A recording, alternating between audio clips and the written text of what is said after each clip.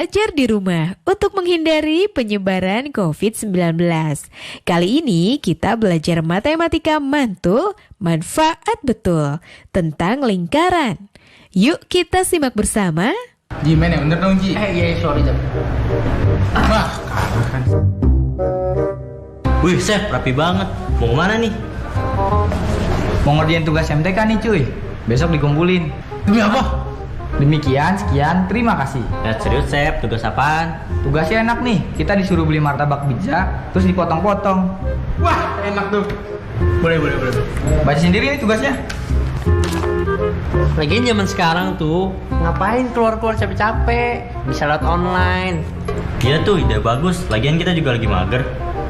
Yaudah, pesen ya. Es kru. Ya, gagal tebak pesona deh. Yang ini nih, gimana? Iya, udah berangkat. Nah, tuh dateng. Wah, mantap. Kuy makan. Jangan dulu.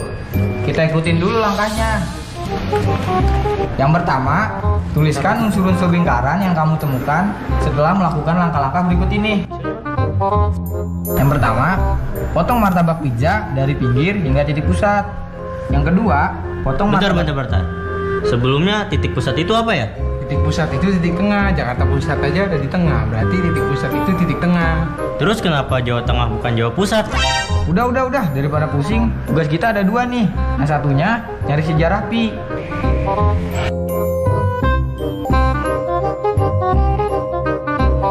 Loh, kok dibawa pulang? Halo sahabat edukasi, lapar lihat martabak tadi ya? Sama saya juga. Aduh, martabak kalau dipotong-potong enak sekali, ada kecoklatnya lumer di, aduh.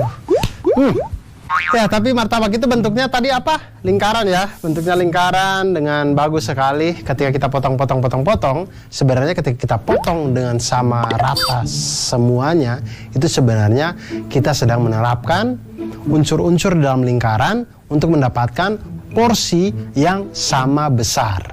Nah, apa saja unsur-unsur lingkaran itu?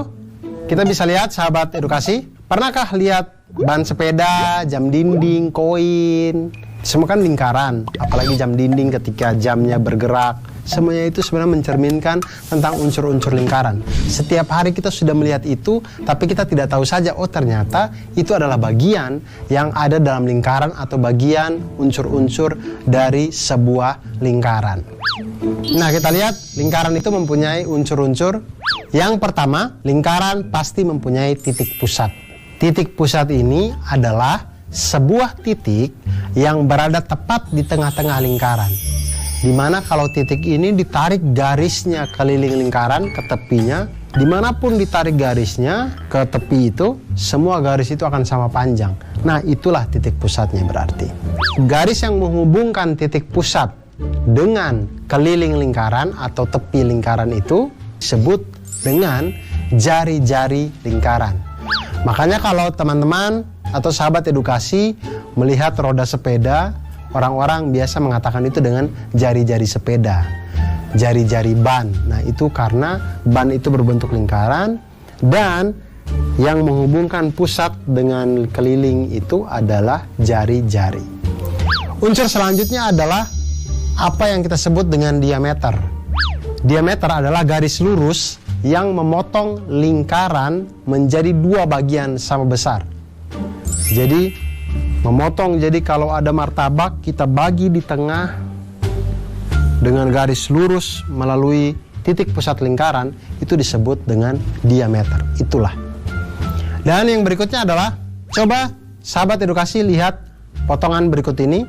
Sisi lengkung pada lingkaran yang dibatasi oleh dua titik pada lingkaran tersebut disebut dengan busur. Lebih gampang cara mengingat busur adalah busur ini ya bentuknya seperti busur panah yang sering kita lihat itu. Nah, itu disebut busur. Daerah dalam lingkaran yang dibatasi oleh dua jari-jari dan sebuah busur itu disebut dengan juring. Jadi dua busur, dua jari-jari, nah ini disebut dengan juring. Kemudian kalau tadi kita sudah mengetahui apa itu busur, kemudian unsur selanjutnya yaitu tali busur. Nah, tali busur itu adalah ruas garis yang menghubungkan dua titik pada keliling lingkaran. Jadi tadi kan busurnya kan begini nih, set. Nah, dari ini titik ini ke titik yang di sini, set, ketika ditarik itulah busur. Makanya cara mengingat busur dan tali busur itu adalah tanamkan saja di kepala kita seperti busur panah. Ini tali busur, ini busur. Begitu. Kemudian daerah dalam lingkaran, yang lain adalah daerah dalam lingkaran yang dibatasi oleh tali busur dan busur. Ini busur, ini tali busur. Nah, daerah yang dibatasi oleh kedua ini disebut dengan tembereng. Tembereng. Kalau tembem itu pipi, ini tembereng. Ini temberengnya ada di dalam lingkaran. Nah, berikutnya, selain unsur-unsur lingkaran, ada yang tidak kalah penting untuk dipelajari, yaitu sesuatu yang namanya pi. Pi, lambangnya seperti yang terlihat. Nah, pi itu memiliki simbol khusus seperti yang pada gambar itu ya. Itu huruf Yunani, ya dibacanya pi memang dia itu. Pi, gitu. Nah, beberapa orang zaman dulu itu menggunakan bilangan 3 sebagai bilangan pi. Bilangan itu sebenarnya jauh dari keakuratan, namun bilangan itu mudah untuk digunakan dalam perhitungan. Jadi zaman dulu itu orang tahu pi itu sama dengan 3. Nah, tapi ini agak jauh dari akurat ya. Belakangan orang tidak lagi memakai itu. Orang Babilonia menggunakan bilangan yang hampir akurat, yaitu 3 plus 1/8. Jadi nilai dari pi itu adalah 3 plus 1/8. Itu ditemukan oleh orang Babilonia dari zaman tidak enak itu ya. Kemudian orang Mesir kuno 1650 sebelum Masehi menggunakan nilai pi, yaitu 4 kali 8/9 kali 8/9. Nah, lalu sekitar 250 sebelum Masehi, seorang matematikawan Yunani terkenal bernama Archimedes menggunakan poligon sebagai bantuan untuk menemukan nilai pi, yaitu 223/71 dan 22/7. Dan dari situlah sampai sekarang kita kenal pi itu 22/7 atau 3,14 dan seterusnya. Tahukah sahabat edukasi dari manakah asal pi itu? Asal pi itu dari Yunani. Kan tadi saya sudah bilang pi itu dari Yunani hurufnya. Tapi angka pi itu didapat dari, perhatikan lingkaran berikut. Pertama, buat lingkaran dengan keliling dan diameter sembarang. Lingkaran pertama, keliling 4 cm dan diameter 1,27324 cm. Lingkaran kedua, kelilingnya 15 cm, diameternya itu ternyata 4,774648 cm. Kemudian lingkaran ketiga, kita buat kelilingnya 9 cm dan diameternya itu 2,864789. Nah, dari semuanya ini kemudian kita membagi masing-masing keliling lingkaran dengan diameternya. Jadi kita ambil perbandingan keliling lingkaran dengan diameter. Lingkaran pertama hasilnya adalah 3,141591. Lingkaran kedua hasilnya 3,140387. Lingkaran ketiga hasilnya 3,141593. Dari ketiga lingkaran tersebut didapat bahwa hasil bagi antara keliling lingkaran dan diameternya selalu konstan atau tetap jika dibulatkan menjadi 3,14. Nah, dari situlah pi itu berasal. Angka pi berasal dari perbandingan keliling dibanding diameter, bukan hanya dari Yunani seperti yang tadi. Nah, sahabat edukasi, itulah tadi unsur-unsur dari lingkaran. Ada jari-jari, ada titik pusat, ada keliling lingkaran, ada tembereng, ada tali busur, ada juring, ada pi, dan sejarah pi dan luar biasa semuanya, akhirnya kita tahu tentang unsur lingkaran. Ternyata lingkaran tidak sesederhana itu. Tidak hanya bulat-bulat seperti itu, tapi ternyata banyak hal yang bisa kita pelajari dari situ.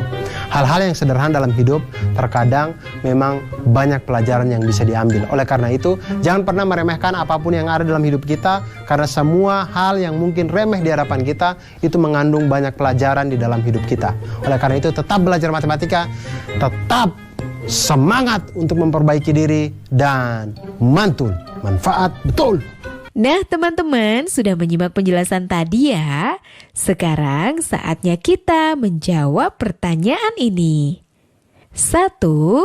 Sebutkan 3 unsur pada lingkaran dan pengertiannya. 2. V merupakan perbandingan antara titik-titik dan titik-titik.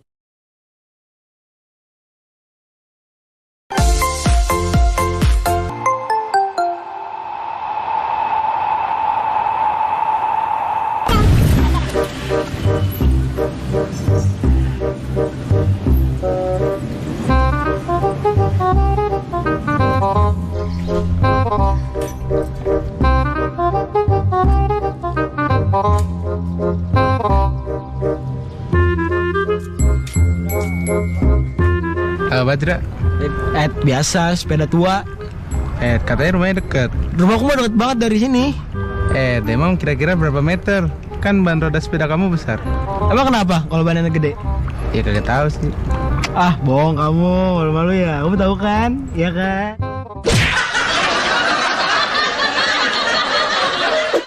Nah, sahabat edukasi, itu tadi kalau putaran lingkaran itu ketika kita membuat dalam lintasan, itu akan menjadi satu garis lurus, yang mana garis lurus itulah yang kita sebut sebagai keliling lingkaran.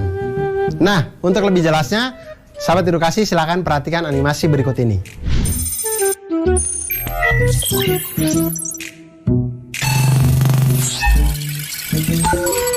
Panjang garis yang dihasilkan sama dengan keliling lingkaran. Masihkah ingat waktu di desa? Tidak dong. Masihkah ingat dengan keliling lingkaran? Nah, iya betul, keliling lingkaran itu sama dengan 2πr atau pi kali diameter boleh, karena 2r itu sama dengan diameter. Nah, sekarang kita lihat masalahnya. Permasalahannya itu ada Azra. Azra ini mengendarai sepeda dari rumahnya menuju ke gor. Nah, di sana selama dia mengayuh sepedanya ini, dia menghitung ternyata ada 300 kayuhan sampai dia ke gor. Nah, jika satu kayuhan sepedanya Azra ini adalah 1 kali roda berputar secara penuh, pertanyaannya adalah berapakah jarak gor jika jari-jari ban sepedanya Azra adalah 35 cm. Dari permasalahan ini kita tahu bahwa Azra ini adalah anak yang kurang kerjaan, karena selain dia mengayuh sepeda, dia juga menghitung kayuhannya. Maksud saya kalau sudah capek otot, ya jangan capek otak. Kenapa harus dua-dua dibuat capek gitu Azra. Besok-besok jual aja sepedanya Azra biar tidak perlu capek-capek ya. Tapi tidak apa-apa, kita akan bantu Azra menghitung jarak rumah dengan gornya. Kita tahu sekarang jari-jari sepedanya Azra ada 35 cm. Kemudian kayuhannya sebanyak 300 kali. 1 kali kayuhan adalah 1 kali roda berputar secara penuh, artinya itu 1 kali kelilingnya lingkaran. Oke, sekarang kita akan menghitung keliling lingkaran. Keliling lingkaran itu adalah sama dengan 2πr, di mana keliling roda Azra itu adalah 2pi dikali dengan 35 cm, karena 35 ini adalah jari-jari roda sepedanya. 2 kali 22/7 kali 35 sama dengan 220 cm atau sama dengan 2,2 meter. Artinya dalam 1 kali Azra mengayuh, dia akan maju sebanyak 2,2 meter. Kalau tidak ada got di depannya, kalau ada got ya dia jatuh itu ke dalam pasti itu. Nah, jarak antara rumah Azra dengan gor itu menjadi 300 kali kayuhan dikali dengan keliling roda Azra, yaitu 2,2 meter, sama dengan 660 meter. Artinya rumahnya dengan gor adalah 660 meter jarak dari rumahnya ke gor. Nah, sahabat edukasi, itu tadi bagaimana kita mempelajari tentang keliling lingkaran. Dari sini kita belajar bahwa ternyata matematika itu sesungguhnya seni. Seni untuk melihat kehidupan menjadi kehidupan yang lebih mantul, manfaat, betul. Nah teman-teman, sudah menyimak penjelasan tadi ya. Sekarang saatnya kita menjawab pertanyaan ini.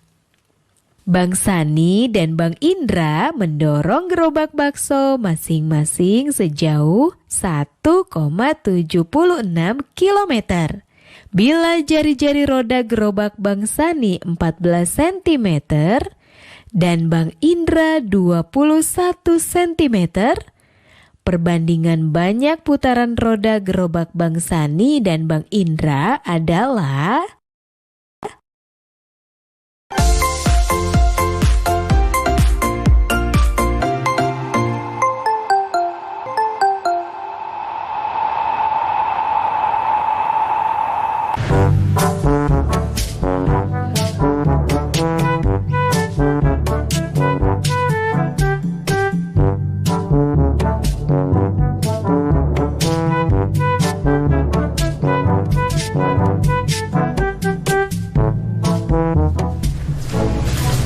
Ji, lagi ngapain Ji? Ini ngajarin baris berbaris. Baris berbaris? Kok kue baris berbaris? Ajarin aku juga dong. Emang kamu kue? Ji, ini aku ambil satu boleh Ji ya? Jangan. Aduh, belum selesai aku ini, malah ngambil pakai tangan kiri lagi. Iya, maaf. Emang kamu lagi ngapain sih sebenarnya? Ini aku lagi nyusun ini. Tadi kan bentuknya lingkaran. Iya. Terus aku potong-potong, aku jadiin persegi panjang. Oh, tapi kayaknya nggak ada gunanya deh. Kamu malah ngatain. Ya udah, aku bagi dah. Jangan. Ini bagus banget San deh. Ini jadi lebih bagus kok. Nah, bisa aja. Ya udah ambil. Oke. Ji.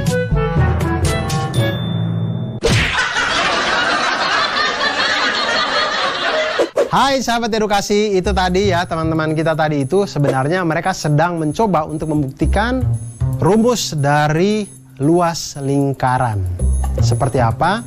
Jadi kita bisa memotong lingkaran itu menjadi juring-juring yang sangat kecil, kemudian kita susun sehingga itu membentuk sebuah bangun datar yang kita kenal dengan nama persegi panjang.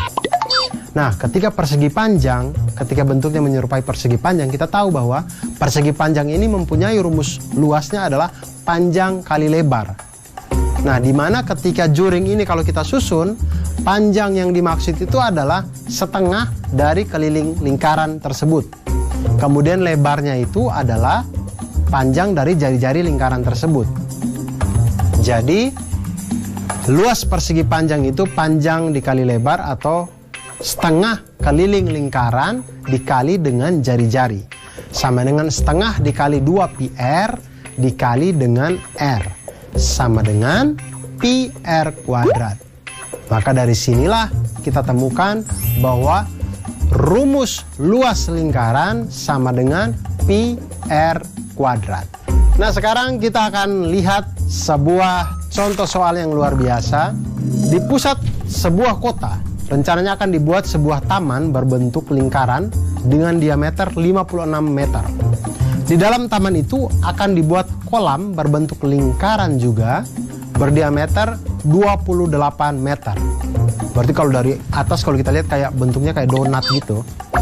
Jika di luar kolam akan ditanami rumput dengan biaya Rp6.000 per meter, berapa biaya yang diperlukan untuk menanam rumput itu?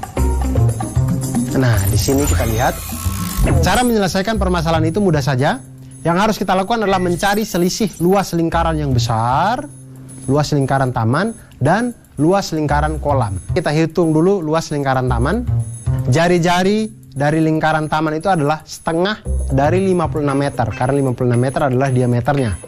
Artinya jari-jari lingkaran taman adalah 28 meter. Maka luas lingkaran taman adalah pi r kuadrat sama dengan 22/7 dikali dengan 28 kuadrat. Luas taman sama dengan 2464 meter persegi. Sekarang kita menghitung luas dari lingkaran kolam.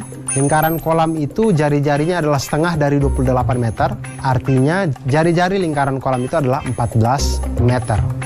Maka luas lingkaran kolam adalah pi r kuadrat sama dengan 22/7 dikali dengan 14 kuadrat. Sama dengan luas kolam adalah 616 meter persegi. Selanjutnya kita mencari selisihnya. Selisih antara lingkaran taman dengan lingkaran kolam, yaitu 2464 meter persegi dikurangi dengan 616 meter persegi, sama dengan 1848 meter persegi.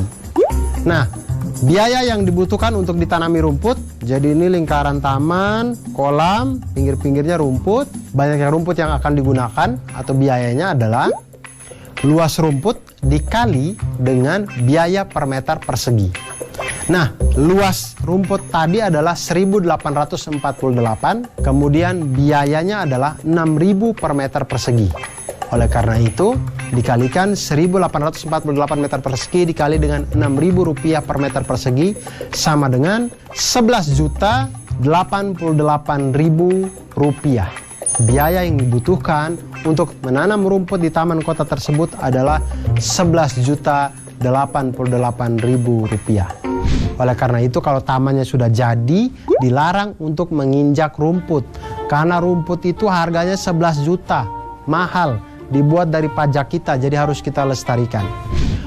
Oleh karena itu, sahabat edukasi, sampai di sini kita sudah bicara tentang keliling lingkaran, luas lingkaran, kita sudah bicara juga tentang unsur-unsur lingkaran.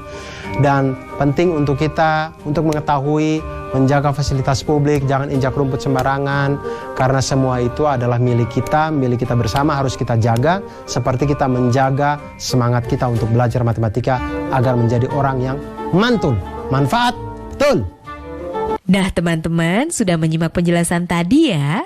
Sekarang saatnya kita menjawab pertanyaan ini. Sebuah taman berbentuk seperti gambar. Daerah yang diarsir adalah taman yang akan ditanami rumput. Pengelola taman mengatakan bahwa ia memerlukan uang setidaknya 1 juta rupiah untuk menanam rumput di taman itu. Jika penanaman rumput setiap meter persegi membutuhkan biaya 100.000 rupiah, apakah kamu setuju dengan pernyataan pengelola taman?